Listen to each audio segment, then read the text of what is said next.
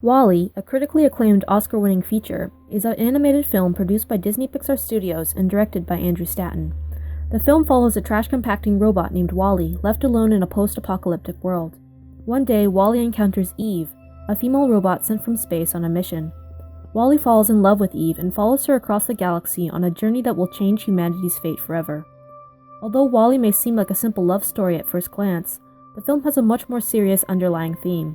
When analyzed through a Marxist literary lens, the film has much to say about the dangers of capitalism, overconsumption, and greed. Additionally, WALL-E's clever use of character design and symbolism succeeds in demonstrating the disparity between classes and constant struggle for power. One of the film's more obvious messages is the dangers of overconsumption and greed found within capitalist societies. The film conveys this message by taking place in a post-apocalyptic world, with overconsumption and greed being the primary causes for its downfall. At the beginning of WALL-E, it is implied that the uninhabitable state of the Earth was caused by the needlessly lavish and immoderate ways of humans. This is obvious by the amount of trash the humans have left behind, which has accumulated into garbage towers the size of regular buildings. The framing of each shot also helps convey the sheer amount of garbage left behind. The use of high-angle shots and bird-eye views make the world seem vast and expansive, while WALL-E seems small and insignificant by comparison. These shots also add a sense of loneliness to the film. Although the high-angle shots give the impression of a vast and expansive world, it also allows the viewer to see how empty and barren it is. The coloration of the shots are brown and bleak, giving it a depressing, hopeless tone.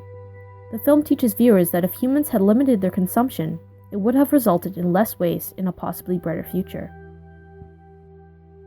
Additionally, the film WALL-E uses character design to portray capitalist ideals in the different economic classes. In particular, WALL-E himself has a very clever character design that helps demonstrate his role as the proletariat worker. WALL-E is rusty and covered in dirt and mud. He is particularly run down and has to scavenge parts of other robots in order to remain functional. While the humans sleep and relax above him, WALL-E spends his days in filth, fixing the mess humanity has left behind. Additionally, WALL-E's design is not unique. There are millions of other robots identical to WALL-E, built to fulfill the exact same purpose. This is symbolic of how the proletariat are often seen as being interchangeable or replaceable by capitalist societies.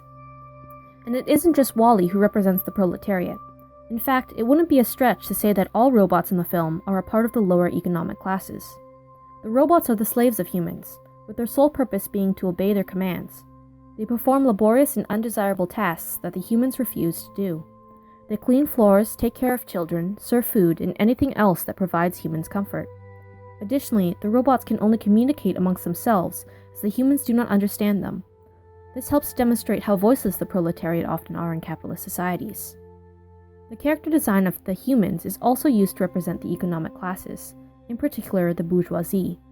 They are the ones who hold the power in WALL-E's world. They live in excess wealth and have everything at their fingertips. They do not need to work to survive, as their every need is catered to. Although the humans hold power, they are completely helpless without the support of the robots and would not survive otherwise. Additionally, in capitalist societies, the bourgeoisie are commonly stereotyped to be lazy and incompetent.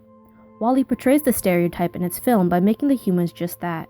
Years of inactivity and idleness have made them fat and bloated, so much so that they can barely stand on their own. The captain of the ship is so big that he can no longer fit into his uniform and instead must drape it around his shoulders. This is symbolic of the fact that he is unqualified for his job and is really quite useless. It is the robot known as Otto that is actually in charge of maintaining the ship. In conclusion, WALL-E succeeds in demonstrating the dangers of capitalism through its clever use of storytelling, symbolism, and character design. It displays the disparity between the economic classes in capitalist societies by using robots as the proletariat and humans as the bourgeoisie. It also demonstrates the threats overconsumption and greed pose to our world. WALL-E says a lot about the problems in our society today and how we might possibly overcome them. Overall, it is an incredibly entertaining film with an engaging and morally profound storyline.